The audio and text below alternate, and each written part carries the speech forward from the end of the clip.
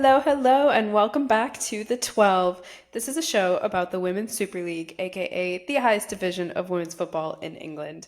We're here to discuss all things WSL, both on and off the field. Each week, we'll be highlighting, breaking down games, showcasing stars, and highlighting important stories surrounding the game. My name is Deepti, and I'm here with my co hosts, Tom Baum, Treb, and Mark. And this week, it's about new. Happy New Year, guys. It is officially 2026. We are recording this on January 1st. And yeah, new year, new league, new players, everything's shifting. Not everything, but a lot of things have shifted since the last time we talked. But first, how was your New Year's Eve? How's the first day of the new year? Very chill. I Very, very feel chill. like I feel like Mark is the only one who had a chill New Year's Eve. Yeah, I only Yeah. took one shot, like, and partook in other things. Thank God for the hair of the dog. Here, here. Who are you telling? As just like full disclosure behind the scenes, I'm usually the one that benefits from being on the West Coast. I was up at 8 a.m. Pacific Standard Time so we can get this recording in. Yeah. So yes, thank goodness for the hair of the dog. Because, like running on like an hour's sleep, but we got it. We're good. I'm excited. I'm I think excited. I The had new the year is most here. tame New Year's Eve that I've ever had. My flatmate and I cheersed with Coca-Cola, so we were doing great. You know, Listen, hey, sometimes it's Was it at drink's least all in you a need. glass? Was it at least in a glass bottle? it was a glass Okay, bottle. classic, Good, Yep, classy, good. classy. classic one. Yeah, but we were just in watching Netflix, and then with like 2 minutes to go, we're like, oh, let's put on the BBC show, like whatever fireworks they show, and then we're like, great, Happy New Year. Um, but sometimes you just need that. Chill ones are good. Anyway, we will get going. One of the things actually that we're going to start talking about is not necessarily about the WSL, but it's about the Frauen-Bundesliga, who is following in the steps of the WSL, in the sense that, like the WSL, got away from the FA and started their own. It's what is it? The WPLL, is that correct? Yes. Yes. So the Frauen-Bundesliga is stepping away from the DFB, which is the German head of football, and they're, I guess, going to create their own like division of sorts and run by themselves and not like with the whole DFB. Mark, you were talking about this and you've researched a little bit more about this, so let us know what it means. Yeah. I'm gonna be referencing the article in the Guardian by Rich Laverty, who wrote about this. But yeah, essentially, Katharina Kiel, who's the head of women's football at Eintracht Frankfurt, basically said, we were losing more and more the connection to the top, and that's why we started this whole process. And so what I think she's talking about is Frauen-Bundesliga and where they stood or stand currently in the context of the women's game in Europe. You know what I mean? Like you think about like when's the last time the top team in of Bundesliga was the best team in Europe? You know what I mean? Or you look at like how often do Bundesliga teams make it to even like the semifinals? It seems like at this point it's um, more likely that those teams are going to be represented by England or Barca, Lyon, typically from France, but like in Spain, for example, we see that like Real, Atleti, they're getting a little better. And I think certainly at the top of the WSL, to me, the top of the WSL is the best, right? Like, I don't think any other league has a version of Arsenal, Chelsea, Man City, and Man United are actually like getting better despite the lack of investment from their ownership.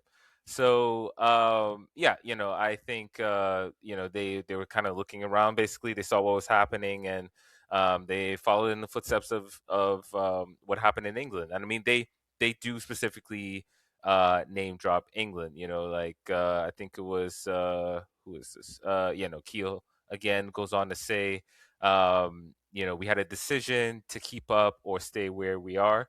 The Euros in 2022 saw the whole industry in England develop very exponentially, and that's why here we said on the cost side we would see that growth, but the revenue streams have not been parallel. It was not possible to keep up with the costs. We didn't have our development in our own hands. It was with the DFB, but it is the clubs investing in the sport, which is why our first big step was to unite as clubs. And so, basically, I guess what I read from that is she feels that the relationship with DFB has actually been placing it's been capping their potential, you know, um, rather than this was something that the WSO, the conclusion that they came to as well when they decided to break away, is that we can get more for our product on the open market, and now we see that they have had multiple TV deals now, and additional investment as well from Barclays and other resources, and so DFB is probably looking at that and thinking that could be us. So, and I mean, I think that's a reasonable bet, and I think they do. I think they needed to do something because, again, I do feel like they just kind of slipped a bit compared to the other leagues and specifically the top teams from those leagues. How I know that DFB had the big what I think like 49+1. Like, how is this move? Did the story like say like how that move is gonna impact like that ownership portion of that, like that, because I know that that's a big thing for German football as a whole. Um, they didn't really mention. I'm kind of just skimming it now just to make sure I didn't uh miss any mention of that, but I didn't. Yeah, they don't really mention the 49+1. They do. There is talk of, obviously sustainability. It's important for us that we set some new rules ourselves around infrastructure, minimum salaries. We did a lot of research and benchmarking against other leagues, and we looked at the WSL as a good example of taking charge of itself. We actually worked with an agency in England to help provide examples of how we want it to look. So they don't mention the 49+1 rule specifically, but obviously like sustainability and like I guess in going about getting the commercial sponsorship, the whole point of that is to be able to operate sustainably while providing, for the needs of the players and the coaches and all that. So, yeah. But Okay, Yeah, thank you. I had a feeling that was probably like I'll be interested to see what fan reaction is for that. Like if there is like quote unquote what would Germany would consider wonky investment tactics, and like what that will look like. I I would be interested to shout out to Jake, 50+ donor. I would be interested to pick his brain on that. yeah, Yeah. agreed. And I think it also is just shows, I think at the beginning when the WSL broke away and they were trying to get these investments and they're saying like, oh, it's actually hard to like get the money in and get the deals that they want. Initially, I think there was some pushback and people did not really believe in it. And I'm trying to remember back to like when we first started recording, this was kind of happening and we were talking about it. But now people have seen like the TV deals that have like been made and that it is like it takes time and it takes effort obviously, but it has been a good move for the WSL. And so I'm curious if like other leagues around Europe too are going to start even more like following in this footsteps because um in terms of like investment, I feel like correct me if I'm wrong, but I feel like England is the one that is like the highest investing in their women's side, for sure. And this I like think that's outside of the obvious like NWSL. yeah, in Europe. I mean, and Yeah. like, but I Oh yeah. guess the In rest of Europe, the it's world as well. definitely But yeah, England. Definitely England. No, yeah, it's so certainly in I'm terms of curious. Yeah. spending on the market. Yeah. I would, yeah, certainly WSL is leading because even like a team like Barcelona, right? Like their whole thing is they develop their players, right? But they don't really Hmm. spend like that, like not like the others. So And in Germany, Yeah. like the only one that really spends is Bayern, right? Like you look at the table now, fifth place Frankfurt is. There are rumors for the January window, like they're gonna lose their big time striker to Bayern, right? Like Yeah. and the top two teams in Germany are Bayern and Wolfsburg, and like Mark said, neither of them have really done anything in the Champions League to make you feel like, okay, Germany is producing the best teams in the world, the best teams in Europe. Like they're there, you fear them, but right. more times than not, like again, you look at an Arsenal team, this year that isn't really a great roster up and down, had Bayern on the ropes and was dominating for, a whole first half of football. So And we'll talk about it a little bit later why Bayern needs a striker, Yeah. well, because yeah. that's important. Also, I Frauen Wolfsburg is just so deeply hilarious to me. Like if it were not for Dortmund men, they would be the most unserious Oh my footballing gosh. outfit in the country of Germany. I swear to But again, God. but that speaks to the league because like Wolfsburg had a mass exodus of sorts, right? Like they lost Yul Brand, they lost Fendis. Like that team is in despair, and they're still in second place in that league, and by a Right. hot like they are 8 points clear of Ooh. of Bremen right now, and only 6 points behind Bayern. So like again, like that speaks to like the levels of that league. Like how can a team like if a team like Wolfsburg was here in the WSL, like we see it with Liverpool. Liverpool was like on the climb, and then they got deeply unserious, and they let go some of their Yeah. young talent, their top players, and look where they're at. Like they're struggling to get 2 points. Like they are Mhm. facing relegation right now in a league that, in my opinion, still has a lot of work to do to be, full of parity. Like it's still very top heavy in the WSL, but like it just goes to show you just how difficult that league still is. So hopefully this works out for Germany because, you know, like Tom says, shout out to Jake. Like there's a lot of fun German teams to root for and to watch, and it's just a shame that like it's always the same two. Yeah. Um, on another thing that's new, well, I forgot to mention, you didn't hear an intro this time because we have to create a new intro for our pod. The previous one that we had is now, the music is now copyrighted, so we can't use it. But we will get a new intro going. It'll be really sick. And so, yeah, stay tuned for that. But in other new news, there have been some coaching changes and some coaches sacked in the last few weeks. Um, we'll start with West Ham, I guess, because, well, Trev, you mentioned Liverpool, and Liverpool played West Ham most recently. And we'll get into the actual game, but what happened after the game is that Ryan Skinner, she's gone. Bye bye. That match She gone. was her outing. Yes. And West Ham has already appointed a new coach and announced she is an Italian coach. Um, I'm already forgetting her name. I just had it, but Rita Rita. Guarino. Mhm. yes, Rio Guarino. Thank you. She's former manager of Inter and Juve on the women's side, and she led Juve to four straight Serie A titles in the women's league there. And so, just new coach, new boost, hopefully. But yeah, I think that Liverpool West Ham match was like the final straw. I think it had been time for Rhiann Skinner to go for a while. Like Yeah. I think West Ham had been too talented to be languishing like at the bottom of the table, as they had been. And like if you just kind of look at like the players that have departed West Ham and then the success that they've had outside of West Ham, it was like this isn't what you want. Like this isn't great. So I think that maybe her message in the locker room got stale.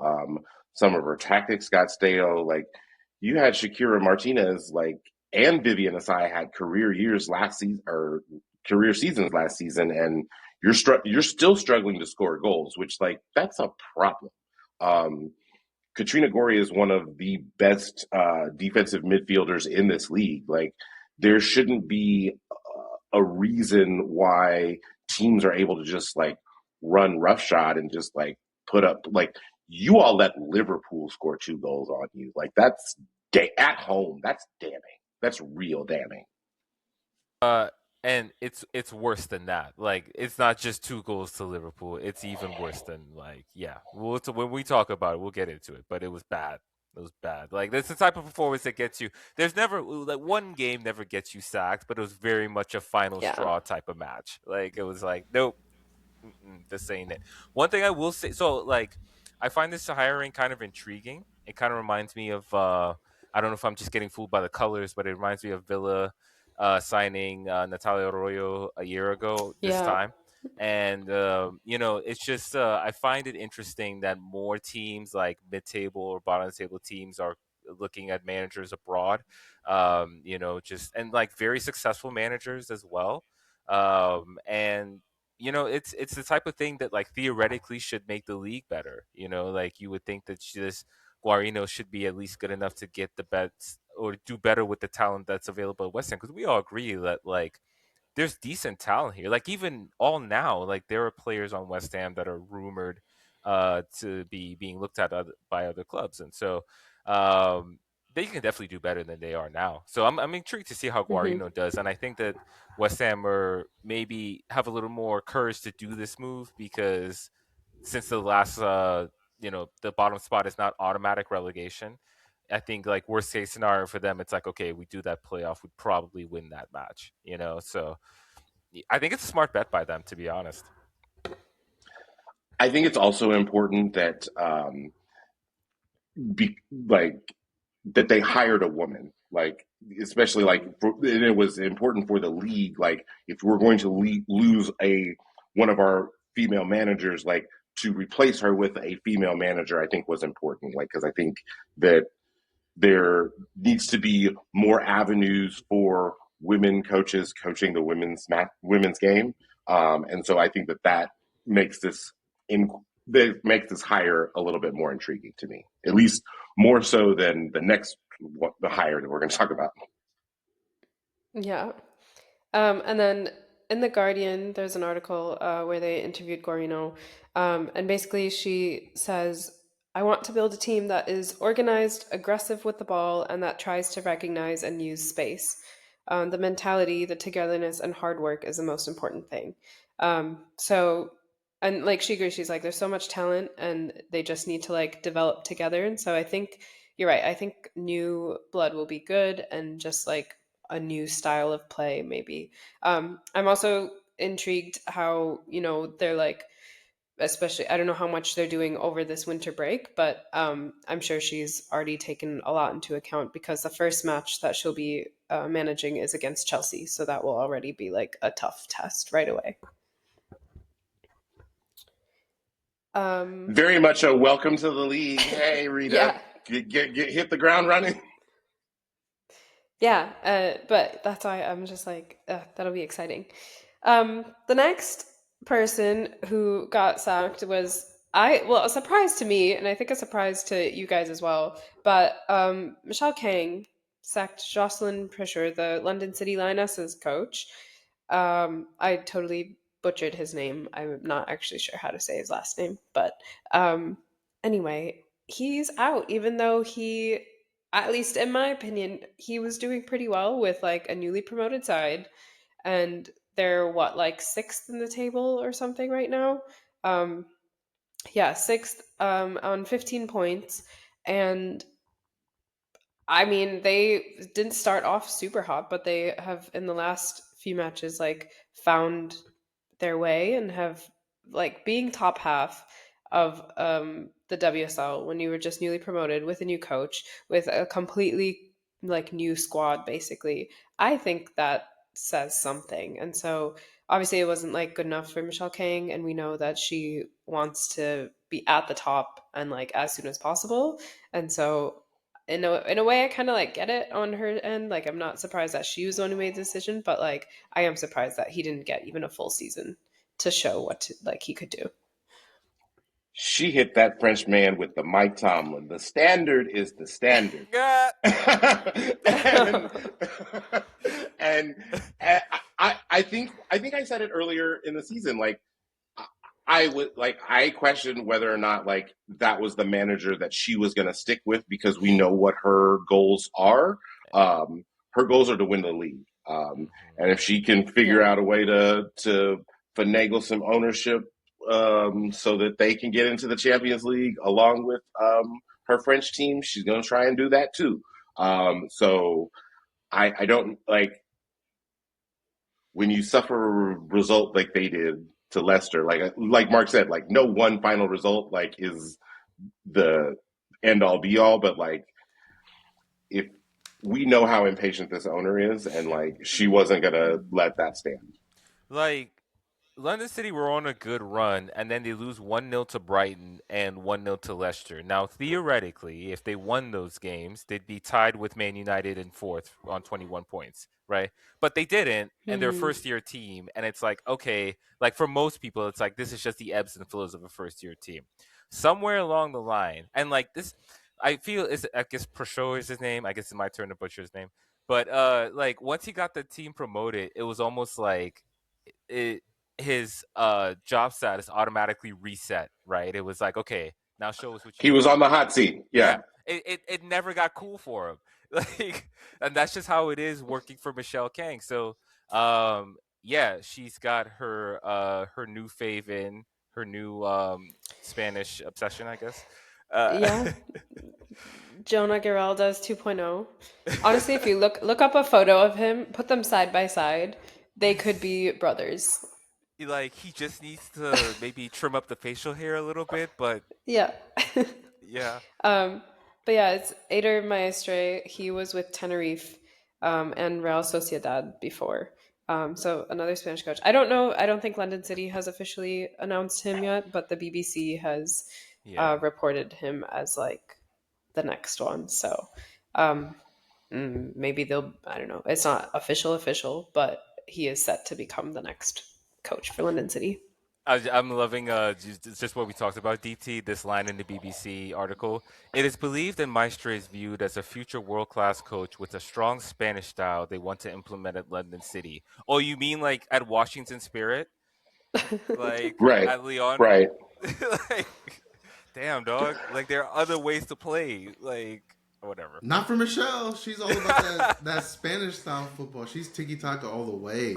Mm. She's like, give me I do that. Yeah. find I do find it interesting that like Real Sociedad has had two managers that are now like in going to be in WSL, in Arroyo and Maestre, if the BBC report is to be believed.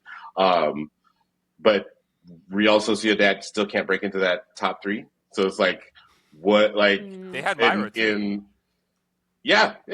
So it's like what is it that you're doing at Real Sociedad that your coaches are attractive candidates, but your results on the field may not be like what you're really looking for in Liga F. Probably just investment. Also, it's just really funny to me that Kang's like all three of her teams now have Spanish coaches, but like she doesn't own a Spanish team. Like, when is that the next acquisition? It is. This is the next acquisition. Oh, 100%. Well, and I think I don't know. Is it RFEF? I don't know if they're Yeah. like to our earlier story. Like they still govern Liga F. Liga F. So is that like the next step? Like so that she will be able to acquire a Spanish team? Yeah, Yeah, maybe. I don't know. I think it was dumb to fire a manager after half a season in the WSL. Because like I don't think any of us expected them to finish top three, right? Like nobody expects them to finish top three. I don't think any of us No. had them sitting at 6 right now. Like I get what Mark is saying. Like had they won those 2 matches that they probably should have won, and maybe that's part of it because Kang is looking at Man United slipping up and within grasp, Tottenham slipping up. Like they aren't far off the top 3, but that's still like that's still not a roster that's going to win the WSL right now. You know, like I think right now they're very much, it's still a patchwork roster where they don't really seem to have an identity. They have a lot of talent individually, but like we still haven't seen them consistently put that talent together and go on like this amazing run where they're taking down and taking points off the top teams, right? So Yeah. I it'll mean, be I'd be interesting to see, surprised if but she thought. I right, hope like she why doesn't does think she, that they could finish top three.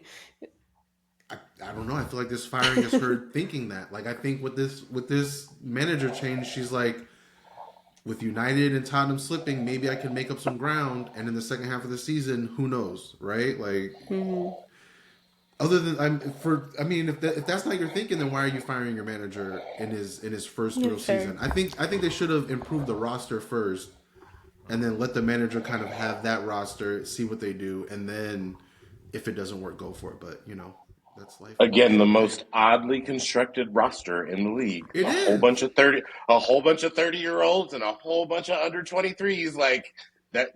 That's Good what I luck. mean. They're Good not luck. like a veteran. Like at least with Arsenal, they're just an old team. Like they are for the most part an old team. With Chelsea, like their identity is like fast players and goal scorers, right? Like with City, for better or worse, their identity is lofted up to Bunny Shaw and let her dunk on people. Like London City doesn't have that. Like they don't know who they are. Like we'll talk about that match soon, but they have matches where they have penalties. They either give up a penalty or win a penalty, and that's it. But other than that, they don't really have an identity. Like when you watch them, you're not like, okay, this is who they're going to go to.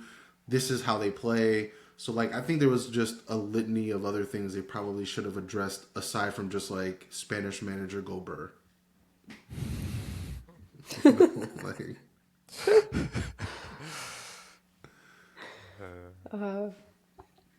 Okay. Any more on coaches and sackings? Who do you think is next to get sacked? Liverpool fired their coach already, right? That was No, Gareth Taylor's still I mean, there. Gareth is He's there. Still there. Gareth well, is Gareth there. was Still there. Yeah. Yeah. Listen, I guess that's hard to say because Gareth Taylor has some kind of hoodoo over England soccer, where like they love that man for whatever reason. But Y'all didn't have to suffer through it. Let's talk about these matches. listen, you're in first now. Let's talk about Tom. Liverpool. He can't hurt you. He can't hurt you. Yeah. Yeah, he can't Unless hurt Liverpool you. steal a He's point cold. of sitting near the end and like cause them to lose the title. But That is there you go, literally main like event that is stuff. they are the last team on Man City's schedule. really, Like they Oh are my like God. yes. Listen, what if? Let's get to these matches. No. Because what if that? And it's at the Joy too. Tom Oh will gosh, have I don't. the Oh. greatest beef in media soccer history if Gareth I hate him Taylor so and much. Liverpool somehow make that their only win of the season, I and hate it him costs so City the much. title. Oh my God, right? Like, that imagine. would be. I hate him so much. Oh my god, I hate him in Gareth advance. Taylor's homecoming. Oh It god. happened just for the plot. Do it for the plot. Go into that match like only up 2 points. Y'all and see then, my like, face? Y'all see my stressed ass face? Oh god, please no. Oh god. But let's talk about Liverpool. And so we had this is back on December 11th. There was a game. They were making up the postponed match day 3 match against Aston Villa. Liverpool lost 3-0 to Villa. Rachel Daly scored in the first minute.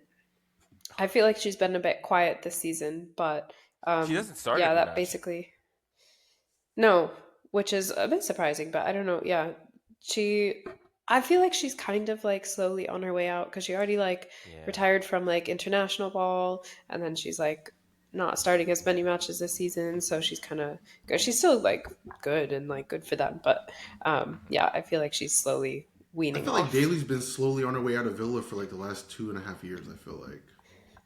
So Yeah. like we'll see if it ever happens, but. I think like, it's. I feel like that's I been think the it's- narrative. I feel like yeah. that's been the narrative where it's like, okay, Rachel Daly's probably reaching the end, and then she like scores 1 or 2 goals, and you're like, okay, well, I guess she's gonna be here another year.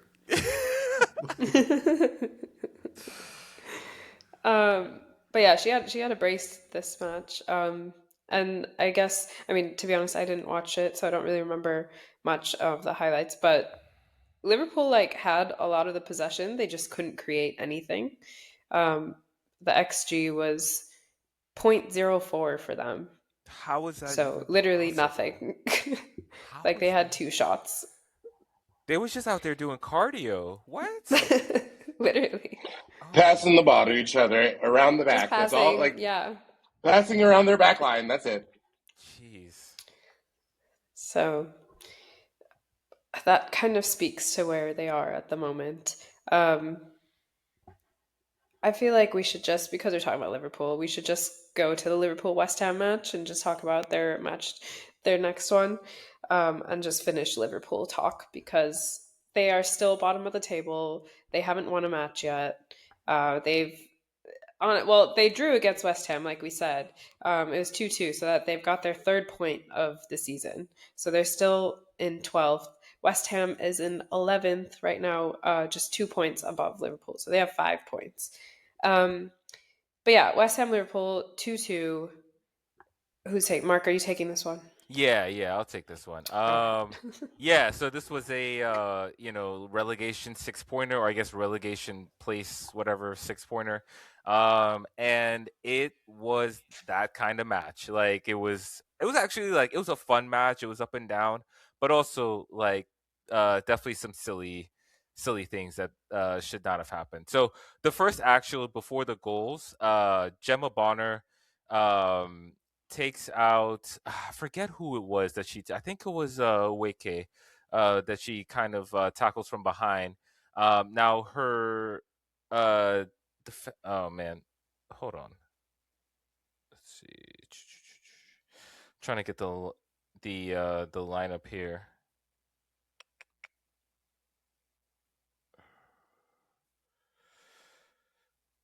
Yeah, so her center back partner, I think it was Clark. Yeah, it looked like Jenna Clark looked like she was next to Awake when the tackle was made, but the ref gave her a red card, and so Liverpool were down a man for most of this match. West Ham finally went ahead in the 57th minute for a Awake goal, and then literally 2 minutes later, Liverpool go down and equalize. Um, and then West Ham actually had a nice. I think it was a corner that Asai. Oh no, that was the first goal. But West Ham scored again through Siki in the 68th minute, and it looks like they were going to get deserved 2-1 win until Asai for some reason is in her defensive third and is trying to pass to one of her center backs or maybe the goalkeeper. I don't know. She passes to the worst spot of the field, the middle of the field. Beata Olsen latches onto it. Amber Tisiak, who's a central defender, instead of playing the ball in the man, just tries to she goes for a clearance and completely whiffs. And so Olsen just bears down 1-on-1, makes it 2-2, and this what some Liverpool got out of here with a point. Like actually kind of credit to Liverpool for actually getting a point out of this being down a man, but also this is why Ryan Skinner got fired. Like you can't the way West Ham like to blow the lead twice. I mean, the first time they had the lead for 2 minutes. Like I like if I get you what you're saying about like one match doesn't fire you, but like you're up a player like for literally 70 minutes in the match and you don't like you draw and it's not because like it was just 0-0 and they parked the bus. Like no, you score two goals and you draw. Yeah, like that's not at home. That's not acceptable. You can't yeah, do that. yeah, exactly. And I mean, like Liverpool were Liverpool. That's the thing. Yeah, I mean, like credit to them for hanging in there. But like the second goal that Liverpool gave up, it was either off a corner or a set piece. But like basically the entire Liverpool, like all 7 or 8 players were like standing in front of goal, and I think it was Siki like had a free shot in the box, and it was it deflected in. But it's like I don't know. Like it was a fun game as a neutral, but it's also the type of match where, especially if you're West Ham, you're like, how do we not win this? Like, and it's just that type of thing had happened a bit too much under Skinner, and you know, Mm-hmm. as we talked about before, it was time for her to go. Somehow West Ham has a worse goal differential than Liverpool still. They're at minus 15. Because which one of y'all put like 70 on them or some shit, stuff like that? Oh, I think that was Chelsea. Yeah. Probably. But I want to say Beta Olsen has been she just joined Liverpool in like this season, September, but I think she's been a star for them.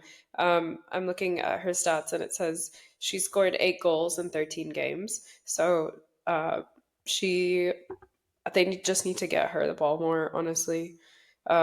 So I think that's across all competitions. It must be because they've only scored 8 goals. I was about to in say, the does she WSL. have all And, 8 goals in the WSL for Liverpool right now? Surely I that wouldn't can't be rule the it case. out. But like, yeah, it's like She's their best. Like she sat for like the first month of the season when they were still like just losing badly. Liverpool Like I don't know. is so bad. I was going to talk about Tisiak has not been good for West Ham at all. I think they need defenders really bad. Like they're like ooh, just not great. Not great back there. Like And Tisiak is linked with the move away, which I mean, okay, I guess. I mean, we'll talk about like transfer rumors and stuff, but like, I don't think is anyone rumored to be going into Liverpool right now. Like, is there anyone who's like, how can you even attract anyone? I'm Like, taking who would that you challenge get? on. I don't listen. Yeah. I mean, listen, right? Like, a lot of people know, like, we're here in America, NWSL. Like, there's a lot of people that still choose San Diego Wave, right? And I'm just like, why do you do that to your life? And they do it. So, like, I don't know. Maybe there's someone out there who's like, I can fix Liverpool. I can fix them. Maybe, Tom, maybe they did not play Olsen earlier because they're afraid of her getting poached. Because at this point, shit, I'd poach her now. wow. I would take her. I mean, yeah, I would take. Yeah, I get why a lot of teams would take her. That makes sense. Okay. Okay, I'll see that. I'll run with that Can theory. we get a third Liverpool player out of them this? Well, I guess it's not this year no more, but this season. The cycle. That'd be funny. But yeah, let us talk about Arsenal and Everton. Because one of those former Liverpool players scored a stunner. But yeah, Arsenal was at Everton, won 3-1. Lots of good things about this match, actually. Number one, Leah Williamson made her return. She came off the bench in like the 80-something minute, so she played about 10, 15 minutes. Welcome return, because we definitely are missing her. And then the 3 goals were all like they're all really good because they just were when the players just shot, and they didn't like we've talked about a lot of times when Arsenal take too long to build up. They try to get like the perfect build up to get the like nicest shot in, and this time it just seemed like people were just shooting, and that's what they've been missing a bit in the last few matches. And so just taking the shots, even if it's like off target or if it's like an easy save or something, the more you shoot, the more you can score. And so that's it felt like that like drive was there again. But the first, was it like 15 minutes, had 3 goals, 2 from Arsenal and 1 from Everton, and all of them were great. So Trev, if you want to talk us through those. Yeah, like you mentioned, it was just it's something that I've talked about a lot over the last couple of weeks, where it's like I want Arsenal to just shoot. That's something that teams like City, teams like Chelsea, they do it. Like they have players who are like, okay, this has a 10% chance of going in, but I'm gonna still take the shot because you just never know what's gonna happen. Like it could go in, it could take a weird bounce, someone else can clean it up, and it was just great to see that. Like we saw the ball on the first goal, the ball came out. Katie McCabe from deep, like outside of the box distance, just had a go at it, and she hits a banger. And I think that was her first goal of the season. I mean, just a phenomenal play. Like it was it was the kind of goal that made me jump out of my seat, and I was just like, thank you, finally. Like that is what I want to see, because even if she misses it, you know, like I said, you never know what's going to happen. You know, that ball could bounce around. You can get the cleanup. It still just gives you confidence to be like, okay, like I have the freedom to take these shots, because that's what players need too. They need to know they have the freedom to take those shots. So that was good for the first goal, and then the second goal, there was a little bit of I guess confusion as to who that was going to be given to, because it was a ball into the box, it deflected, and Russo hit it with her chest, got it just over the line. But who was? I think it was Ford that was there at the end to clean it up to score. I was initially I was a little worried, because after Russo, like after it bounced off Russo's chest, it looked like it crossed the line. I saw the assistant, you know, hold up the flag, and for a second I was like, that's not offside. Like, what are you doing? It felt like everyone was miles onside, and I was confused, but what they were doing was signaling that the ball had crossed the line, and to stop play at that moment. So, but either way, like I said, it was a lucky goal for sure. But what I liked most about it was that Ford was there to clean it up, because again, like that's what I mean. Like, we need players crashing the box. We need players pushing up.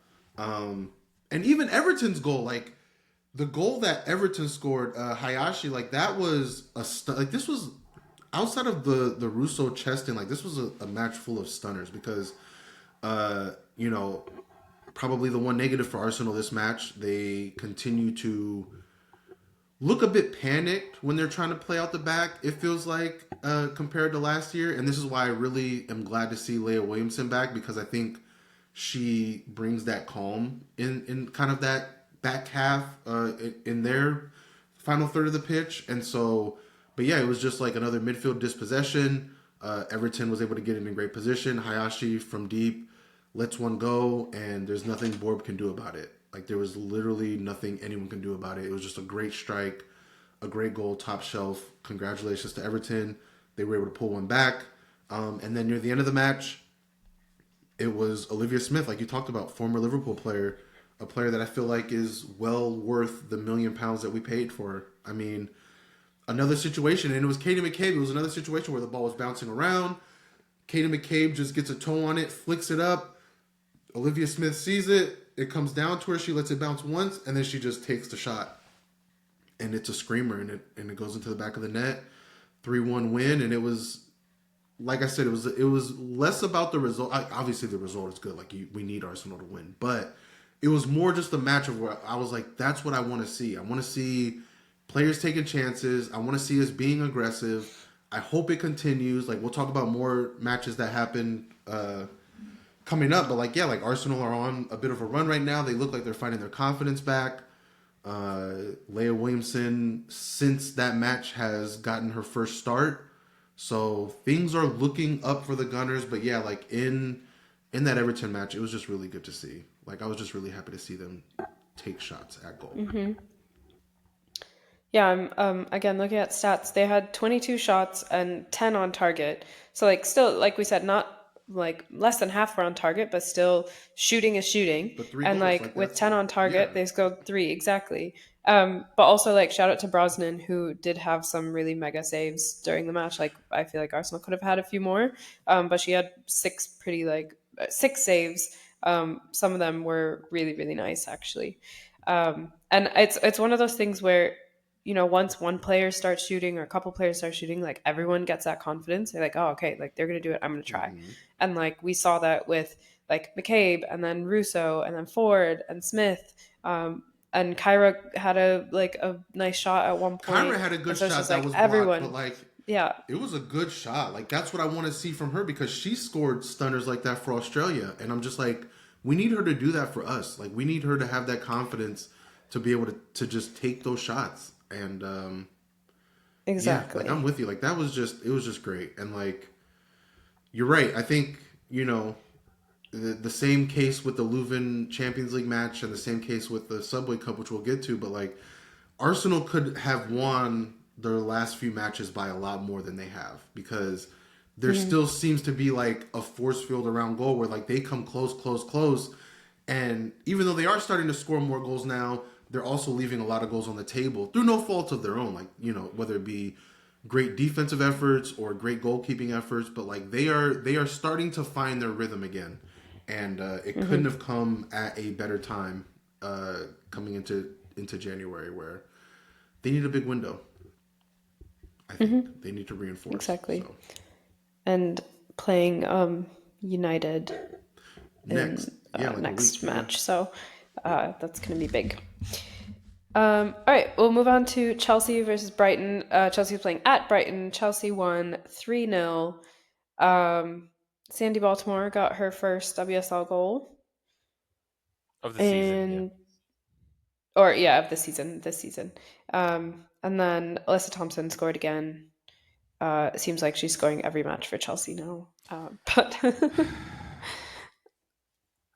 Yeah, no, it's go sorry. on, Mark. Yeah. No, it's just pretty great. Like I don't know, it's Yeah. just like I've talked about it before, but it's just like man, she just looks so comfortable, and yeah. So this, I mean, away to Brighton, this feels like forever ago now, but this was the first league match after they lost to Everton, right? So of course there was the big reaction and all that.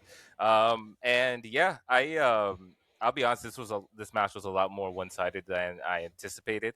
Although the first goal did take a while to come. And yeah, like you mentioned, it was Baltimore's first league goal of the season. Really, she put a move on. I think it was Maisie Simmons, but she made a really nice move in the midfield, dribbles to the box, cuts it onto her right foot, and curls it in. And it's just like this is why I cry out for getting Baltimore into the attacking third more, because she can do that. And I was actually like, I didn't realize that Left she back. hadn't. Yeah, right. But I didn't realize that this she hadn't scored in WSL before this match this season. But that also makes sense to me because I was kind of feeling like we haven't had the same impact from Baltimore this season as we had last season. Like there were a lot of times where she was popping up from the left back or left wing back position and scoring. Like I think she scored versus Arsenal the first time they played last season, and so I felt like that was like a secret element that we'd been missing, and so it's good to see that.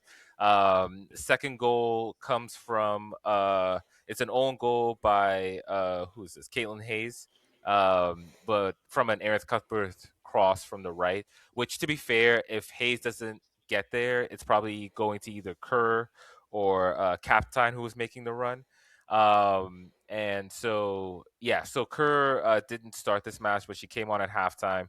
Beaver Jones did start the match, but she was hooked at halftime. So um, and yeah, once Kerr came on, she made a big difference, and you saw that in the third goal. This was maybe one of my favorite goals of the season, one of my favorite Chelsea goals of the season, anyway. So Chelsea have a throw in on the left side. Kerr comes out to the left wing to receive the ball, and then she puts a nutmeg on her defender and basically like takes the ball. Kind of up the left channel, kind of towards the box, and Alyssa Thompson, who's like behind her, but also on the left wing, kind of, she sees this and she makes like a sprint for the penalty area, for the like actually the penalty spot from where she's at. And like the way the camera angle caught it, it was perfect because like she makes that sprint. Sam Kerr's bringing the ball up on the left, and it was just a one time cross on the ground, one time finish from Thompson. Didn't even need a touch. Like it was just perfect, and it was just like, oh, like seeing that chemistry and that link up, uh it was just really heartening to see, and especially like seeing that from Sam Kerr specifically. She also hit the bar a couple times in this match, and so like just her play specifically, but yeah, like you said, another goal for Thompson, and like yeah, like I said, a surprisingly easy win for Chelsea in this one. So, the kind of the response you want to see after a loss. Yeah. I'm looking at, so I use Forza Football, the app for like the stats and everything, and it's saying that Chelsea played in a 4-2-2-2. Is that accurate? I don't think so because like FOTMob is saying Chelsea played in a 4-1-4-1, But to me, it's a 3 at the back. Like, I think like Baltimore's not really Yeah. left back, even though she's listed at left back. But wait, Tom, what were you saying? Oh no. But yeah, I don't know. I don't know if anybody can actually figure out what it is that Bompasson is doing. Yeah. So Fair. Um, but I'm just like talking about Brighton now. I'm really disappointed in them because given the caliber of their players and their roster, they need to be doing more. And I feel like this happens every time. They like start hot and then they just drop and they can't maintain that level. And so I don't know. They've dropped to seventh in the table. They're basically like six, seven, and eight are in like a really tight battle right now. And You asked who's next. Like who the true, next but you manager think is, and I Dario? think. Listen, I already said he was the best tactical manager in the league, which means Oh my he's God, you're guaranteed to right. get fired.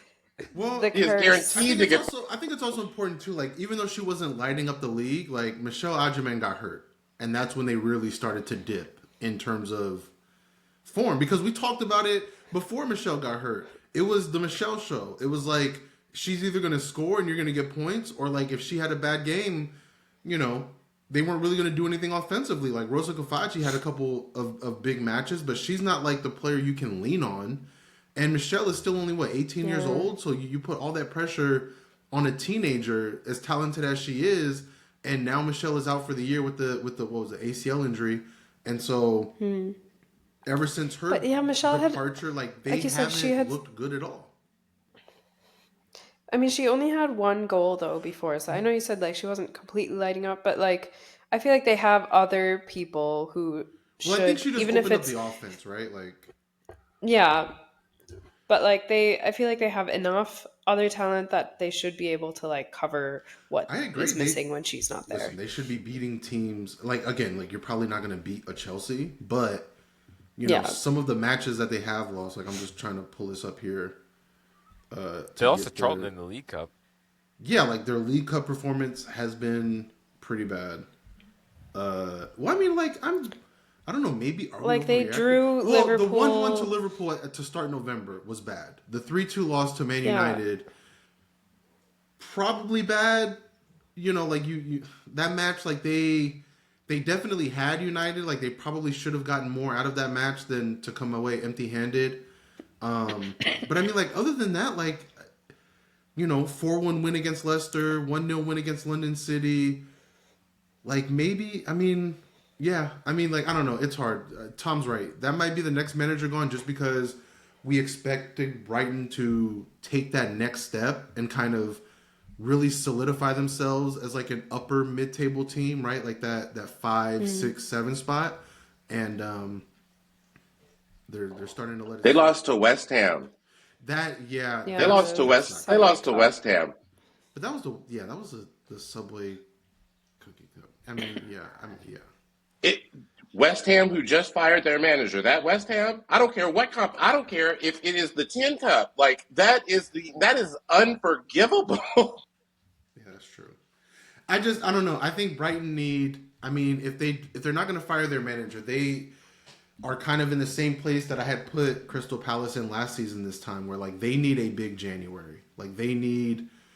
I don't know if they're going to get loanies in. I don't know if they're going to be able to convince players to sign for them permanently, but they need to get an influx of talent because, you know, right now, as bad as their form may feel like, they are only, you know, a point off of London City for 6th and 7 points off of Man United for 4th, which seems like a lot. But again, given how Man United and Tottenham have played, like those are two catchable teams, I think, down the stretch, especially with them playing, you know, teams like Arsenal, teams like City, teams like Chelsea again. So, Yeah. but yeah. But you're right. Tom's coaching curse might be the one once again. Yeah. Tom can't compliment anybody. I don't ever want Tom to compliment Renee. Just keep hating on Renee, please. I mean, what a great manager of individuals, just getting the best out of everyone to win a European championship. Just That was such last a great season. manager.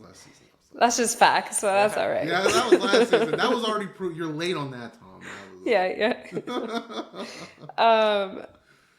But speaking of, we'll go back to the teams that did sack their manager, Leicester and London City. Like we said, London City played at Leicester and they lost 1-0.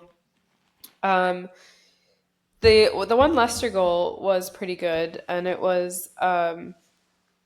I forget her first name, but O'Brien who scored, and I think like the build up was pretty good, and just that the whole play, and then London City also got Leipzig, and we talked about how good Leipzig is in goal, and she just keeps proving that she's good, and like if she was on a better team, like maybe she could contend for a golden glove or something. It's just that she has a lot of shots taken at her, and so she saves a lot as well, but she is definitely a great keeper. And then what Trev had mentioned earlier, the penalty FC London City Lionesses, every single match it seems like either has a penalty for or against them. I actually want to like look again at the numbers We're because gonna have to really deep dive for the next episode to see, because it feels like it's how every many match. It feels like it's at least 90% of them. It's happened at least 4 times, which I feel like is a high amount for any team. But yeah, so they were down 1-0 after the 59th minute, which is when O'Brien scored. And then there was a late penalty call. One of the defenders, was it Ayane? She just made a really bad tackle on Grace Gioro. And it was in the box. It was in like the 96th minute or something like that. And so in 90 plus 8, I want to say, Aslani steps up to take the penalty. Kicks it horribly, has one of the worst penalties, and it's very easily saved. And that was curtains. And yeah, they lost their drop points there. That was like their moment to be able to at least get one more point, but they couldn't. And shout out to Leicester for getting a win. Yeah, I mean, you pretty much went through it. That's pretty much what happened. Yeah. Yeah, I was like, Just the penalty real quick. Yeah, I mean, that was Aslani who took that penalty, who is a full international. Like, I think Leipzig just got in her head, to be honest. Like, I think that was a fucking mental error as much as anything else, because that was a weak ass penalty. But also, talking about why people get fired. So London City ended this match with 1.71 expected goals. As we talked about before, a penalty is like worth at least 0.8. Like yeah. that's close to 1, right? So like more than half. So without the penalty, they basically created like less than a goal's worth in terms of their chances. And I didn't watch the match, but the highlights are basically Leicester corners. Like they don't really show you any London City highlights. And There's no passage of play highlights in the highlight package, because there was they were doing I watched that nothing. match. Yeah, because they were doing nothing. That was it was a dominant performance by Leicester. Like they actually deserved the win. Oof. Because like I said before, like the London City's roster is just so inconsistent and they're so hit and miss, and they have talented individuals, but as a team, like they don't make it work more often than not. And it was something that I mentioned at the beginning of the season. It's something I feel like is proven true throughout the season. Like I was curious how they're going to play together, and they just aren't right now, And even that penalty, like, is so encapsulating of what they are right now, right? Like Mark mentioned, as Lonnie steps up, she's a veteran soccer player who has had big moments throughout her career, is a full-on international, and, at one point, she was one of the biggest starlets in the women's game, and she puts this weak garbage penalty together. Like it's such a bad shot. It's slow rolled. It looks predictable. Maybe Leipzig did get in her head, but it was such an easy save for a goalkeeper of Leipzig's ability, and it was just like the penalty was so bad, and you're just like, okay, well, this is how you end it with basically the last moment of the match. Like that penalty was given 90 plus 8, so this is the match. Like, you're either gonna get this Yeah. point or you're not. And to put that, like, I would almost rather you sky it to Rosie, because at least that shows that, like, you understand the weight of the moment and you're trying to, like, get it in there. But she just was like, okay, like, finesse shot to the side, whatever. And it's just it just felt very encapsulating of what London City is. And, like, when you were talking about West Ham giving up a lot of goals, I looked it up, and maybe this is part of the reason why Michelle Kang made the move, because London City have given up 21 goals so far this year. So, like, that's only 3 less than West Ham, who lead the league right now. But, like, in terms of the top 8 teams, the top 10, like, the top 8 teams, outside of Villa, who's given up 18, like, they are far and away the leakiest defense of them all, right? Like, you know, I'm not even going to compare them to the top 3 teams. You know, like, Chelsea only gave up 6, Arsenal 10, City 10, but, like, even United 13 so far and Tottenham 16. Like, that's nowhere near the 21 London City have given up. So maybe that's part of it. Maybe, you know, I'm starting to come to Michelle's side, where it's like, maybe he did need to go. It's like, cause I don't know. Like I said, I'm torn. I think it is mostly the roster, but yeah, like, you have a collection of talented players like that, and you can't really get anything out of them. Not even, like, getting their best. Like, you can't get anything out of them. Yeah, you're probably not the Yeah. So that puts Leicester up in 9th above Everton with 9 points. And that was O'Brien's 3rd goal in her last 5 games. So she's on a heater right now. And just to talk about that, like, real quick, just to talk about that Leicester goal, because it was a beautiful build-up. Like, it was a beautiful pass across the pitch to shift sides, and then just one-touch header right to her O'Brien's feet. She almost made a mess of it. Like, she was, like, struggling to get it for a little bit there, but it was, like, a perfectly weighted header for the assist, and good thing O'Brien was able to kind of muscle it in there and get that goal, because it was just such a beautiful, beautiful passing play. So shout out to Leicester for the pretty football and the win. Yeah. Okay, we'll talk about more pretty football. Tom, I'm going to hand this over to you almost right away, but it was Man City versus Aston Villa. It was the Bunny Shaw show. Man City won 6-1. Bunny had, 4 goals? Khadija Latifa Bunny Shaw has scored 104 goals in a Man City shirt in WSL play. That is bananas. That is, like, especially for the short amount of time that she has been at Man City, like, that's unbelievable. Like, just, and like, she is one of many players. Like, Tom Gary just released a story in the Guardian today about several players in the WSL and then just in world football, like, who are on the last 6 months of their contract. She being one of them. I was very, like, heartened by her post-match comments, where she said, like, that she was, you know, like, she knew that the Man City was a special place, and I just hope that means that there's a. And I believe that Emmett Sanders, like, reported after that match that not Seb Hines had said that they were in negotiations with contracts. That goal that set the record, that ball in from Viv, like, was like. And I think that was the crazy part. Like, and, like, Bunny just, like, one time touched it into the back of the net.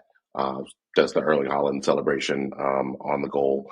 I think that was that pass from Viv was so good, but that wasn't even the best pass that Viv made for an assist in that match.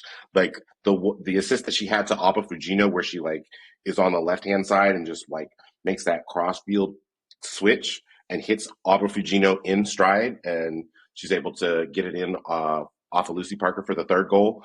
For the 2nd goal, Yui Hasegawa has been unleashed to get higher up the pitch, so now she's not making final entry passes. Now she's not just making key passes. Now she's actually making assists. So she's making passes into the box, which she did to Shaw on this one. Finds far post, and I think the crazy part is, like, Sabrina D'Angelo didn't play a bad match. I don't think she played poorly for 80 minutes of this match. Like the shots that there were a couple shots that she stopped that were for Villa that were impressive, but like City was very clinical in this match. I think they did let in a set piece goal to Lucy Parker on a corner kick, which I blame not Seth Hines for that because he did a sub on the corner kick, and that's just kind of unforgivable. Like Mark, I see your face. It's just like you can't do that. Like this is like an injury or something. Yeah, no. Right. Yeah. Don't do that. And so for Bunny's third goal, Caroline had come in and like. I love Caroline like dribbling into the middle because it just sucks so many people in. And it did on this play, and she was able to release Bunny, and then Bunny took it far post on D'Angelo for her third goal. Her fourth goal was really mean to Grace Clinton, actually, because Grace Clinton took the shot and Bunny just kind of like twisted her body essentially and put the ball into the back of the net off of her leg. And Fatma had originally called it for because as I was watching the match, I was like, they said Grace Clinton goal. I was like, I don't think that Grace Clinton scored that goal based off of Bunny Straw's body language. But just a very dominating performance from City at home. It gives me some hope that not Seb Hines can maybe win the league. I'm still not convinced. I need to see that's more. That's the closest you've come to saying that they are there and that it's in their hands. So I will take it. I don't know. It's just for whatever reason I just don't believe. Until there is something like the season is over is like, oh yeah, they actually did win the trophy. Like then maybe I will accept okay, they won the league. They were the best team. But typical City, they could still find a way to lose it. I feel like if they win the trophy, yes, you would have to accept that they've won the trophy. That's how that works, Tom. Yes. If the season ends and you're not wrong. You have to accept that you've won the trophy. No, he's still going to deny it. You're not wrong. It's like, you're not wrong. We didn't win. You know who still doesn't believe? Tom, besides me? Yeah. Ellen White and Farrah Williams. They were both so at the beginning of the season, they predicted for BBC that Chelsea would win and Arsenal would be runners up. And they were just asked, okay, halfway through now, do you want to change your prediction? And both of them said no. And so they don't believe either. It is fair, right? I feel like it's a little bit like on the men's side where, people aren't going to believe in Arsenal until they do it. Like with City, we've seen them in this position before, and Chelsea just seem to always find ways to get it done. So it's just until the best is knocked off, no one's going to believe that they can get knocked off, right? Like we faced it last season in Champions League against Barcelona. Like nobody thought Arsenal was going to win that match, and so it just you gotta beat the best before people start believing. Fair. It's just in this league, a 6 points clear seems just so hard. It does. In the WSL, 6 points clear seems impossible to overcome, but again, City still have. If any team is gonna fumble but I mean, even on the schedule, right? City still have Chelsea. City still have Arsenal again. Arsenal. City still have Man United. And then they still have a couple other teams that could take points off of them. So you it's never know. Liverpool. That's why I stress Arsenal need to keep winning. Well, listen, like I said, just for the that plot, would be the funniest I would love thing. to see City go into that last match of the season up 2 points only, whether it be Chelsea or us behind them, and Liverpool somehow win that game. That would be hilarious. It would, just for the plot, just to see Tom's crash out, it would be hilarious. Hard. We might not have a show after that if it happens. I'm gonna keep it real. No, I'm talking, and I'm calling not Seb Hines everything but a child of God. I swear to God. But so far, I think they're the favorites. As long as Bunny is healthy, I can't see them losing grip of it this time. Because that's the thing. It's even if Chelsea were to run down City, they kind of have to be perfect from here on out. Well, that's what it is. But this is the thing. you said as long as Bunny is healthy, every year that she has been in the WSL, except her first, she's been injured. But I think also So like she's been injured for a run of matches. So like I'm I get concerned, it. and like we were talking about Asia Cup before, like we got a lot of Oh, like Alba Fujino is going to Asia Cup, Yui is going to That's Asia Cup, True. That's true. Yamashita A is lot going of to true. I Asia didn't even Cup. think It's about like that. Probably getting all the you like Japanese players, yeah. Well, what it's Yeah, funny because like- I was just gonna say, like, I think the thing that I've said it before, like, I think the thing that really benefited City this season is that they don't have Champions League. Like, as crazy as that sounds, as much as I heard, like, they don't have like. This is gonna be the stretch now where like Arsenal is gonna be focused on trying to make that Champions League run. Chelsea, absolutely going to be focused on trying to make that Champions League run, right? Like they're going to run But into Chelsea each other doesn't. likely sooner than But later. Chelsea doesn't play like Champions League matches until what, like February? But I'm just saying, and though, the fact that but the fact that they play like Chelsea's match against City is before at that point they're only playing a match every 7 days as opposed to playing a match every 3 days. But still, like City get that, like they've benefited a lot from like not having that competition to even mentally worry about, because again, like we talked about, the mental aspect of Champions League for Chelsea is that, like, especially now that they're 6 points back in the WSL, they absolutely need that trophy. Like they need that trophy. So, you know, just that mental drain of like, okay, we know like this is the competition we need. So, but you're right. Like I didn't even think about Asian Cup. Like you guys are going to be missing a lot of players. So here we go. Yep. Squeaky bum time. This is going to be fun. Fun second half of the season. Okay, any more on that match? No, it was a Bunny Shaw show. She's great. Okay. She's amazing. It was a Bunny Shaw show. Also, I just want to say, like, according to this Forza Football again, their XG was like less than 4, and they scored 6 goals. So that just shows like how good of like a finisher she is, and like how good they are. Yeah. All right, and now to what was probably the most fun as like a neutral, most fun match: Man United versus Tottenham, playing at United. Just give you the rundown real quick, and then one of you can talk through it. But Tottenham was up 3-0. What was the final score, guys? 3-3. 3-3. United scored all 3 in the last 20 minutes of the match. This is why I'm never to get 1 point picking back. Tottenham unless they play Liverpool. This was the prime example of why I said it.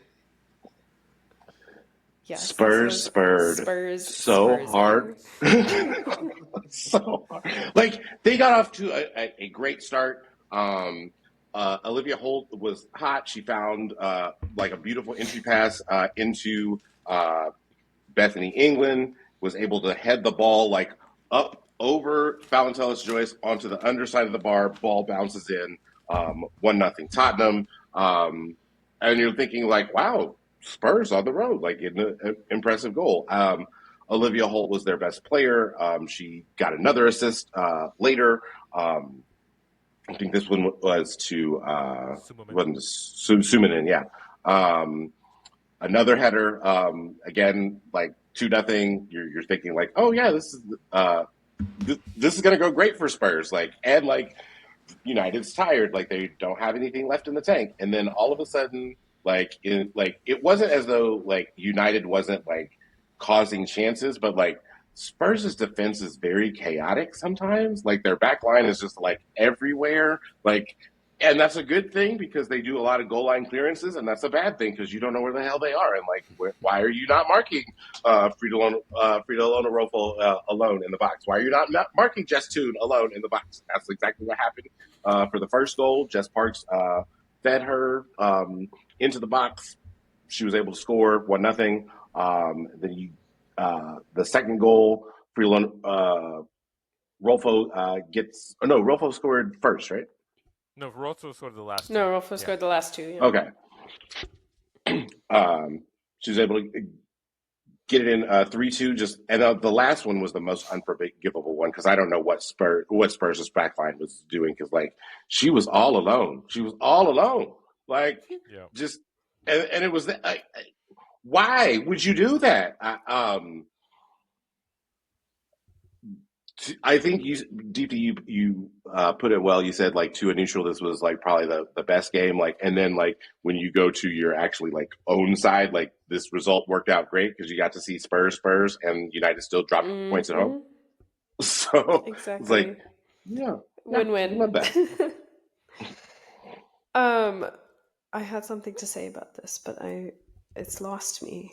Mark, did you have something to say as well?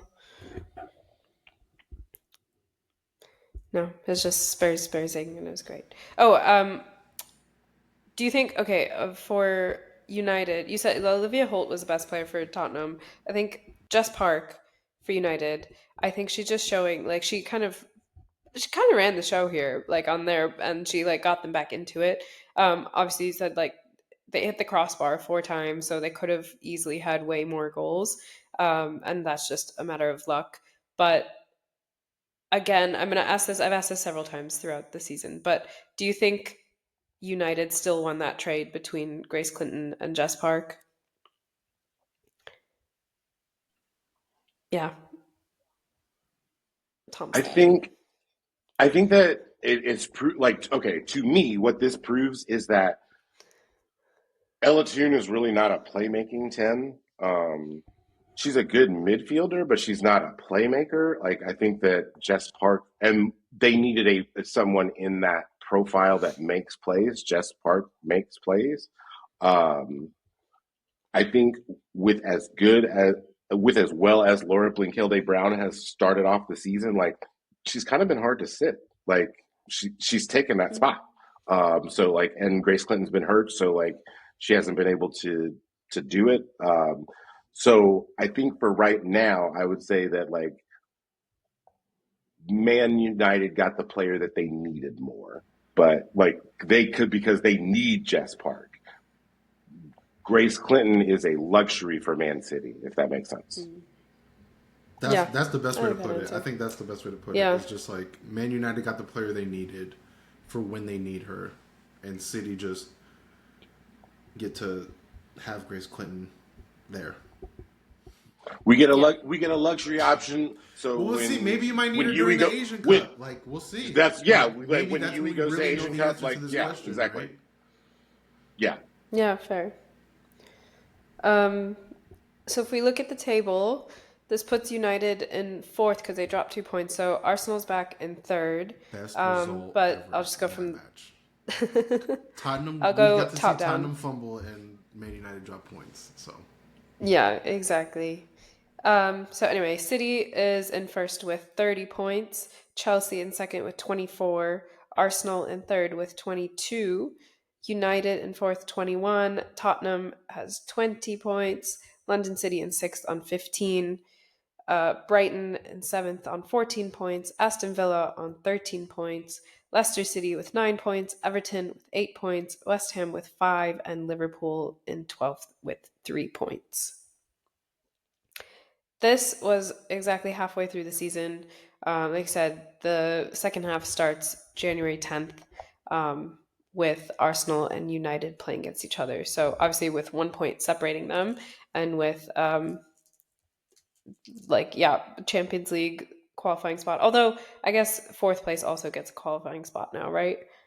Or is it just top 3 still?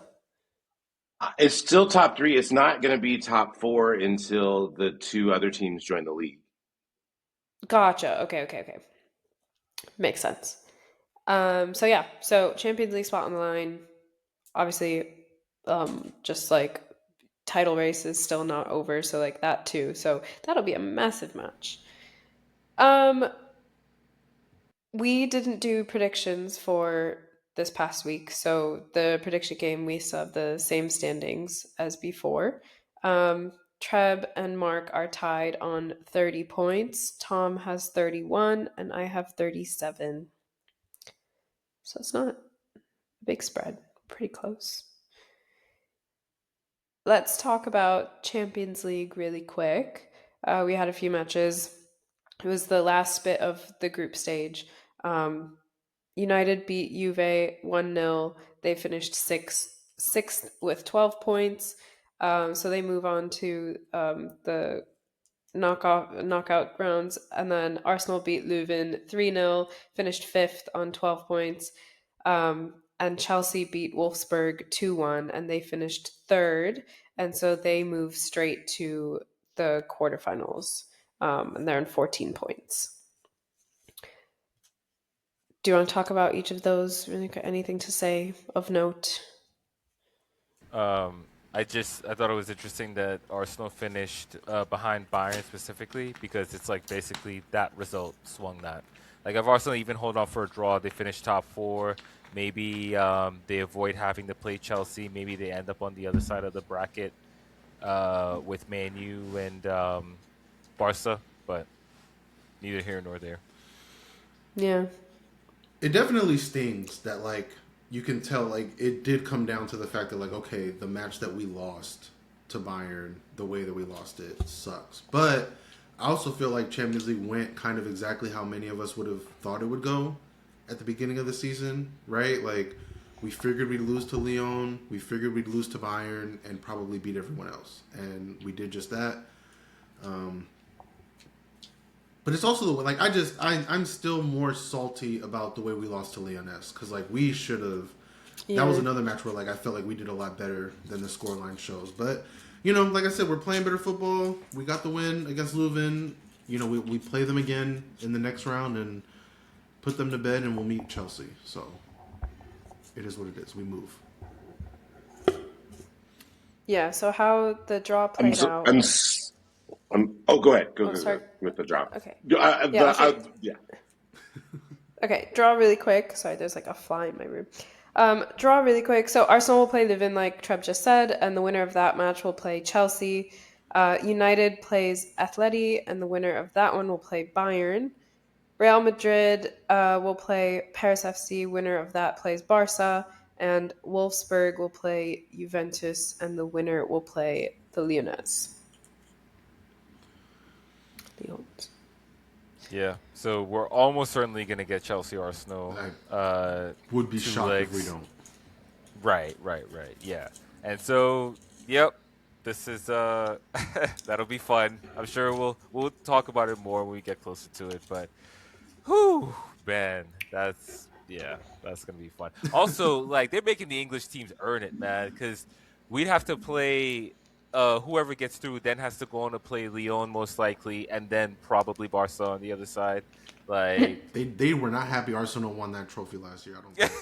I don't think they were really. True. They were really upset about that because it feels like Arsenal have been punished ever since then. Where it's just like, ugh, it's been such a shit road. But UEFA has a weird relationship with England. Yeah, they have like a love-hate. They need them, but then they also treat them like dog shit sometimes. It's just like okay. Yeah. I'm so interested in like the two matches, like United and Atleti, and then Bayern playing the winner of that. Like, yes. I that has the potential to me to have like the most like chaos of the bracket. Like, if there were going to be upsets, like, because I'm not sure that any of those three teams is markedly better than the other. Completely agree. I do think if Atleti, I think Atleti can beat Madrid or Atleti can beat United, but I don't think Atleti can beat Bayern. But I think United can beat Bayern. Yes. And so like, yeah. But you know what I mean? So like, I think if Atleti get past Man United, they probably lose somewhat handedly in the next round. But I think the real chaos comes like if United can get past this first round and play Bayern, like that is going to be a. But I could see a scenario. I could see a scenario very easily where Atleti does beat United. No, yeah, that's what I'm saying. Like that, that's what I mean. Yeah, yeah. Like so, like I don't know. It's just like that's where chaos is going to live there. Oh, I love it. I'm gonna be like we've kind of talked about Bayern where they stand in Europe, but I think especially for Atleti and Man U, they're like that next tier of team, and like for what they mean for their respective leagues, like Atleti getting better is important for Liga FA. Like Man United getting better, challenging the top three. That's important for WSL, and so that's a really intriguing matchup to me. I agree. Also, I just want to point out for like the WSL and other domestic cups, like for Chelsea, the fact that they finished third and are straight to the quarterfinals means they have to play two less matches, because this first round is also two legs, and so getting to this point in the season, like when legs are getting tired and heavy and there's injuries like that, also might play a big role. All right. Subway Cup, one of those domestic cups that we don't necessarily really care about. Subway, Eat Fresh, Footlong. I always forget what the whole name is. With the cookies. With the With cookies. the cookie. Can't forget the cookies. And that like Footlong cookie as well. But yeah, Arsenal, like all their teams basically won easily. Arsenal played Palace, won 2-0. Chelsea put up 9 on Liverpool. What a way to end the year, honestly. United beat Tottenham 2-1. Again, Rolfo had the winner in that one. And yeah, she probably really hates Tottenham now. And City put up 5 on West Ham and beat them 5-1. So nobody's surprised, but the semifinals are going to, like, the top 4 teams in the WSL. It's going to be Arsenal versus United and Man City versus Chelsea for the semifinals of that one. This is why all these teams are getting kicked out of this cup next year. That's literally what I was about to say. Yep. Literally what I was about to say. This is why. Because I don't think a single one of those 4 teams really cares about this cup that much. And here they are at the semifinal. When, like, I'll take it a step. You could have like a team like a Newcastle or like a team like, I disagree. Anyone that'll put up a better match than these. Like, I mean, yeah, there's pride on the line, but like, no, like, not one of those teams truly cares about this cup. Not one. I disagree. I think City cares deeply because I think you're the only City one. hasn't. Because City is you have no only, other like, if you trophy think to win. there's exactly like the last trophy that City won was this trophy, and that it's been 3 seasons ago. Yeah. So like Man United's won an FA Cup since then. Arsenal's won the Champions League. Chelsea, what have they not won? Yeah. Except Champions League. Yeah. So like that's fair. They like this is important for City to win. Didn't we win an FA Cup like a couple years ago? Exactly. So, like, yes. You're right. You're yes. right. You're right. It was FA or league, yeah. You're right. Well, it wasn't league. You guys have won the league like the last 5 years. No, sorry, League Cup. No, League League Cup. Cup, like Subway Cup. Yeah. Subway, actually. That's what I mean. Okay, so yeah, I guess, yeah, you're right. You've convinced me. I think City are probably the only team that cares about that cup. I hear Tom on that. Here's what I would say too. The final is played March 15th, I think it is, or 11th, but it's in March, right? Which is when the quarterfinals of Champions League are. There's probably FA Cup fixtures as well. Like, I think a lot about that 4-game series that Chelsea and City played. A big part of that was that those 4 games happened in like 14 days. It was a short time. Right. And those matches mattered, though, because that was Champions League, too. Right, and Lucy Two Bronze, Champions League matches, a league match, and that the final. City really needed to get to be in the top 3, and then the final was the first match of the 4. And so like Lucy Bronze and Millie Bright played every minute of that, and like that was a big thing. And like Lauren James was a key player against City. And Gracie Pryor played every minute of that too. Like, so like that's my response for how those matches went. But, I kind of wonder about the knock-on effect after that series, like how it affected Chelsea's season after that. And so, like, to me, honestly, I would rather just not have the extra match in March. Like, I don't really want Chelsea to make the final of this competition. I don't either. I mean, we're going to be focused on each other in Champions League. Like, it doesn't matter. Okay, also, speaking of other extra matches, I was just looking this up on Arsenal's schedule.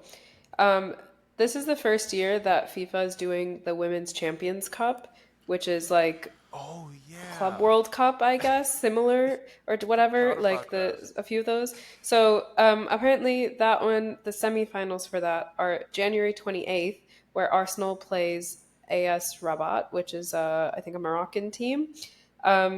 And then the other semi is Corinthians versus Gotham. So we could get a Gotham Arsenal matchup, which would That be would be fun. fun. I would love But that. yeah. So anyway, that is like an extra match and then possibly two matches God, I that hate Arsenal would this. have to I play. hate So you this. I said just want to January get healthy and 28th? focus on Champions League, man. Yes. Like, I just don't. I Because don't know. But at the same time, like I don't know. I kind of do. Actually, I kind of do want Arsenal to win that the FIFA. What is it? The women's Champions Cup? It's a Yeah, I want to Champions win that. Cup. The inaugural one. Arsenal Yeah. the first one. And I feel like they would want to, yeah. The historical standard that we always set. I like it. But like, But yeah, just what? looking at it, okay. The schedule. So, yeah, on the 21st, Arsenal plays United in the League Cup. This is what we were just talking about, the semi-final. Then on the 24th, Arsenal play at Chelsea. Then on the 28th, Arsenal play this Champions Cup semi-final. And then the 31st, they have another league match against Leicester. Yikes! Like in that span. But if they won the semifinal, wouldn't that like I think that there's been some talk about like rescheduling that Leicester fixture because if they won, I think that the final is supposed to be that weekend. Oh, you're right. Like the final's weekend on the first. Yeah. Mhm. Either way, they would have a match that weekend. That's a lot of. And then they play City after that. That's a lot of football. Then they host City after that Yes. next weekend. That's the thing, yeah. And then like they go into Champions League, and there's like 3 days between each of those matches as well. So it's like from January 18th to February 18th, there's a lot of games and not a lot of recovery time. Also, like this is Arsenal's schedule coming out of the break, starting on January 10th, versus United, versus Villa in the FA Cup, versus United again midweek at Chelsea, and then that leads into that Champions Cup. Yeah. Like, Wait. How did y'all drop Villa in the FA Cup? Because they hate us, bro. They hate us, bro, that was like that was the topic of the group chat. Were you not there? Like I was Yeah. so mad, bro. I called them Yeah. before it happened. I Man was City, like, you're we're gonna, playing a third league team. We're the Literally. only We're ones. like we are only literally ones playing fighting a the WSL team. AFC Bournemouth women, shit. Michael B. fighting Michael B. Jordanettes, and like. Listen, draws hate Arsenal in the way that I don't understand. We get screwed in them more than anything. But it's fine. Like, it is what it is. It is. Let's just move on. It is what it is. We only got like 30 minutes, so we got to wrap this shit up. Oh yeah. I don't want to talk about Arsenal's schedule anymore. I'm getting stressed thinking about it. We're just now getting healthy. We're just now getting healthy, and we're gonna go through the worst run, like the worst month of fixtures for us. So Right out the break. That's I crazy. fucking hate that. Please, Right out the break. player, buy players. Buy 10 of them. Just buy somebody. Please, for the love of God. Yeah. So, okay. Well, speaking of buying players, let's talk a little bit about transfer news. United is the one who's been making some moves, at least publicly. They've announced Hannah Lundqvist, the Swedish player, and then Leah Schuler, German player. Both of them have just recently been announced, and I think both are pretty, like, really good gets for them.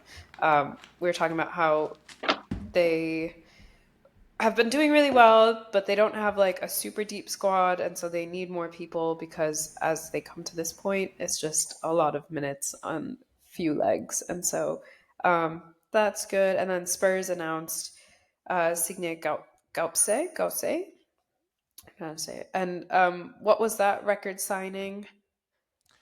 Mark, do you know what the numbers were? I didn't know what the fee was. Yeah, I didn't. I'll look it up. I didn't. I don't think they mentioned an actual fee. But let's see.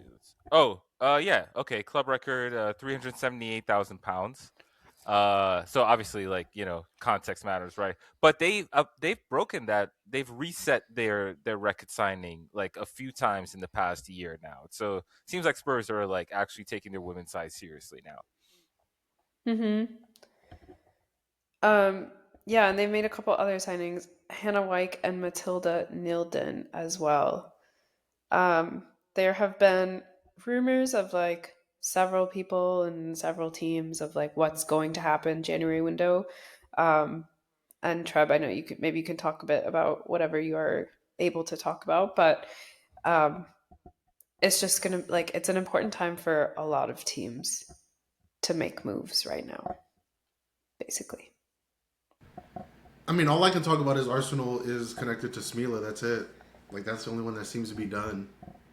The right back out of Sweden, and she looks really good. She's 19 years old, and she, like, obviously it's cover for Emily Fox, who plays insane amounts of minutes, between Arsenal and the U.S. women's national team. So it'll be good to get some cover for her. But she also pushes up in attack, and I think that that's something that Renee wants out of her outside backs. Like, just has that speed, has that ability to be creative, is comfortable on the ball, can double as a winger if and when needed, and she's young enough to kind of like ease her into that role.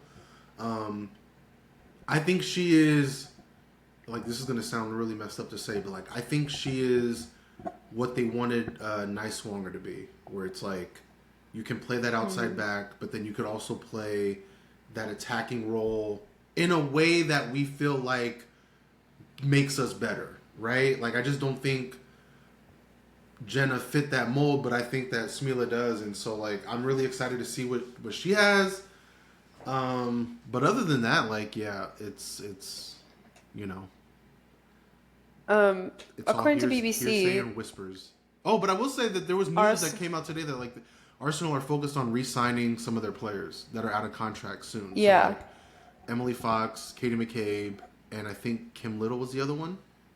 Bro, and Stina. like, Yeah, I know you referenced the article, Tom, earlier from Tom Gary about all these players that are out of contract. I am shocked to learn that Fox is out is 6 months. It was wild. I'm assuming y'all are gonna resign her, but it's just like, damn, already? They've already they said want that to, they're making her a priority to resign. Yeah, like, that's why I'm not worried about it, because I mean, like, Emily doesn't want to leave. Like, you know what I mean? Like, it's not a player that wants to leave, so I don't think there's really right. I think it's kind of like the Bunny Shaw situation, right? Like, it feels tense, but like, if the player isn't actively saying, like, get me out of here, right? Like, there's no rush. Like, it'll get done.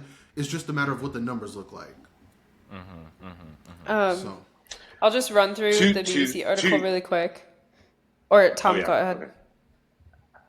Okay. Oh, you run through the article, and then, like, I'll speak to something I just read. Like, literally just read. Okay, perfect. So Arsenal, like you said, Emily Fox, Katie McCabe, Kim Little, and Stina Blackstenius are all out of contract after this season.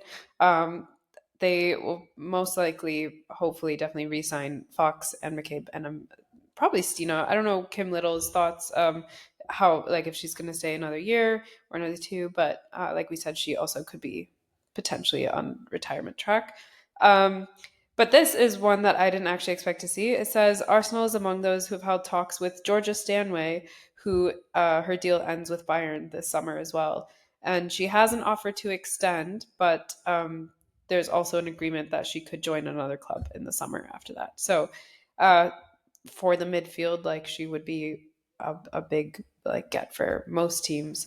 For United, Ella Toone is out of contract in July, and so it says, like, this month she can begin talking to other clubs.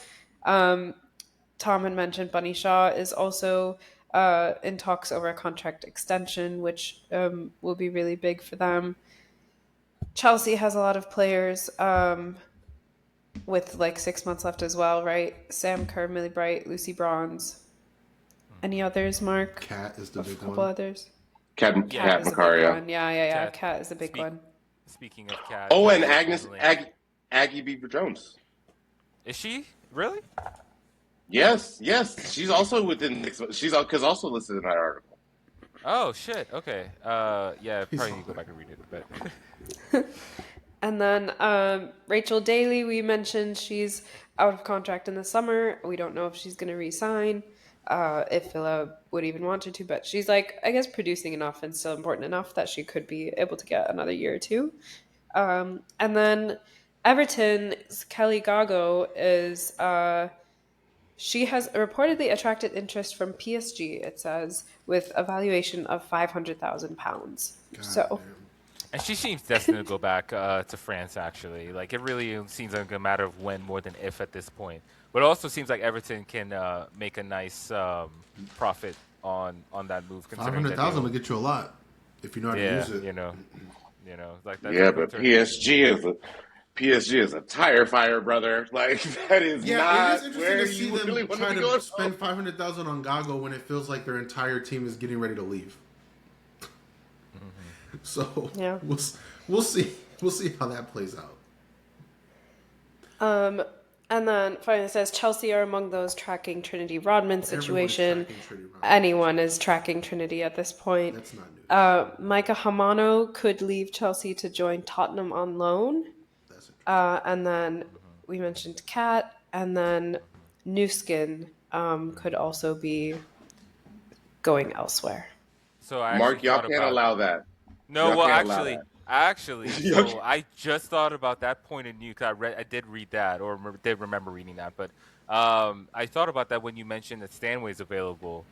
So like one out, one in. This is the thing. So like for Chelsea, like there's really not other than Rodman. There's nobody that like specifically that they've been linked to, which I would be surprised. I don't really think it's that kind of market for Chelsea, but they definitely. So we have. I don't know if we talked about the Asian Cup since we started recording, but the Women's Asian Cup is going to be from March 1st to March 21st, and if you have some big players missing during that time, you might want to do some work in the transfer window.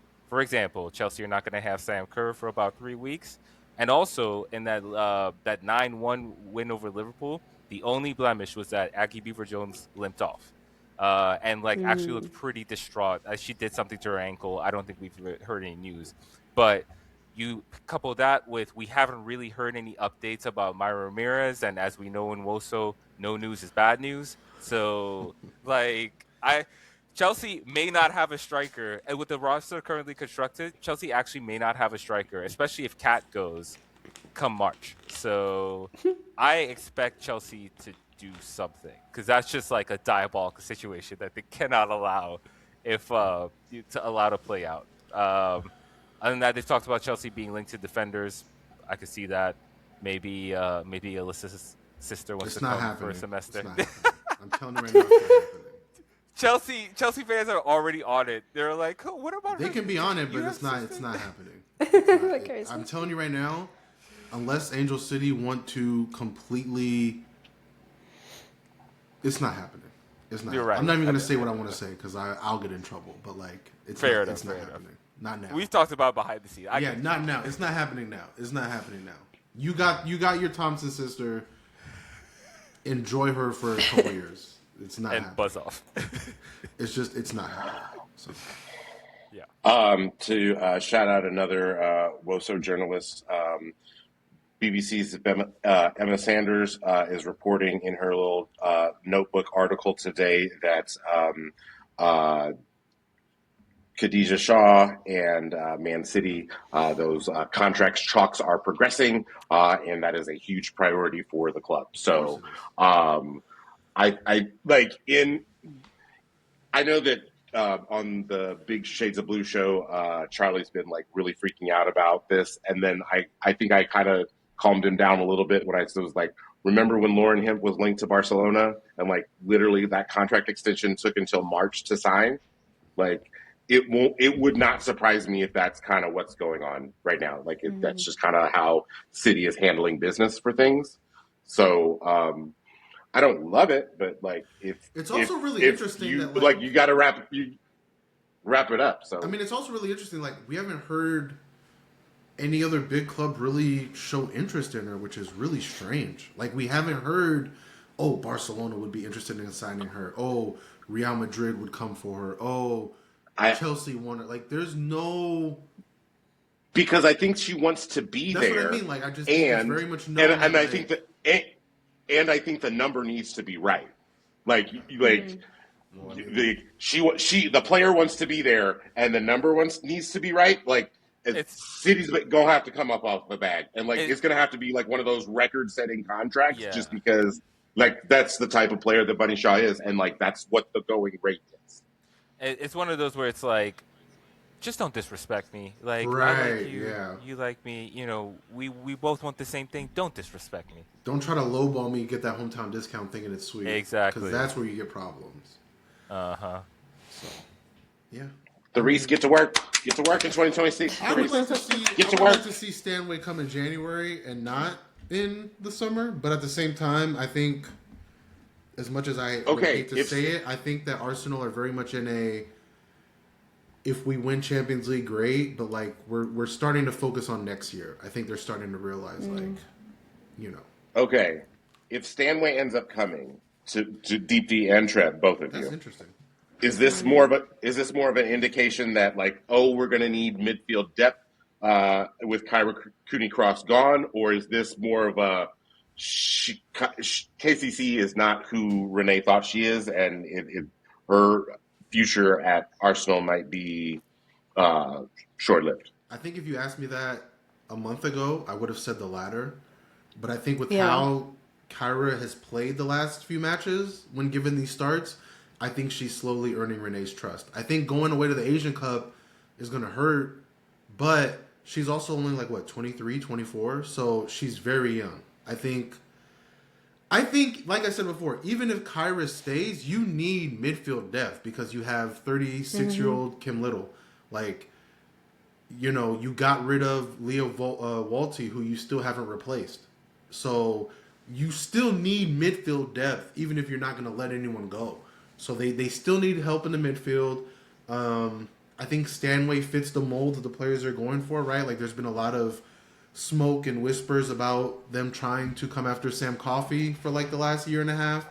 So I think that Stanway and Coffey are kind of like that same mold of six midfield, kind of just like the player that can get up the pitch, but is mostly going to help you from losing possession in the middle of the pitch. And so I don't think either's arrival is going to have an effect on what happens to Kyra Cooney-Cross. I think KCC is slowly earning the trust of Renee.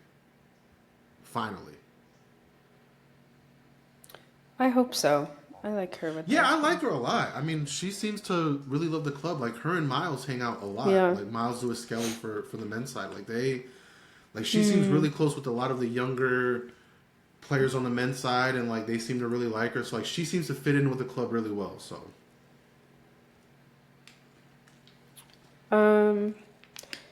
I think that's pretty much it on transfer news. For United, Miyazawa signed a new long-term deal, so she'll be there till 2029. And then City have also agreed on new contracts with Alex Greenwood, Kirsten Kasperai, and Rebecca Knack. Yeah, there's been the Reese has done a very good job of like team retention. Well, so. Any other transfer news that you guys can think of? I missed anything? I know that City is linked to Andrea Medina in at Atletico, left back for basically a replacement for Layla Wahhabi because she's not fast and she's just not fast. She gets caught up the pitch a lot. So. Cool. And then on the last bit of news, here in England, they do something called the New Year Honors, where various people in like English culture, and they don't even have to be English, as I will soon point out, they get different like titles or honorary titles. And so for footballers, Alex Greenwood, Kira Walsh, Georgia Stanway, and Ella Toone all became MBEs, which is members of the Order of the British Empire. Leah Williamson went from OBE to CBE, which is Commander of the Order of the British Empire, which is one step below damehood, I believe, if I looked it up correctly. And Serena Wiegman became an honorary dame. She cannot actually become a dame because she's not English, she's Dutch. But these were all due to their like success in football, and for Wiegman especially to get 2 Euros in a row for England. She's an honorary dame. And I haven't seen anything, I haven't looked actually on social media, but I guarantee you there will be some sort of social media fun stuff about all the players calling her dame the next camp that they're in. But I think that's all. We covered a lot this time. We'll record one more time before the next match day just so we can preview those and give our predictions. But otherwise, you can find us on Apple, Spotify, YouTube, wherever you listen to your podcast. Hit that follow button to stay up to date when new episodes drop. Leave a rating and a review if you can. We'd love to hear your feedback. We talked about this, I think, once before, but we want to try to do like a mailbox sort of thing. So if you want to leave us any questions or anything, we're going to try out a couple new things in this new year. But there are 12 teams, 6 games, 4 hosts. You're listening to the 12. Happy New Year, happy 2026, and get ready for one hell of a second half of the season. Oh, balloons.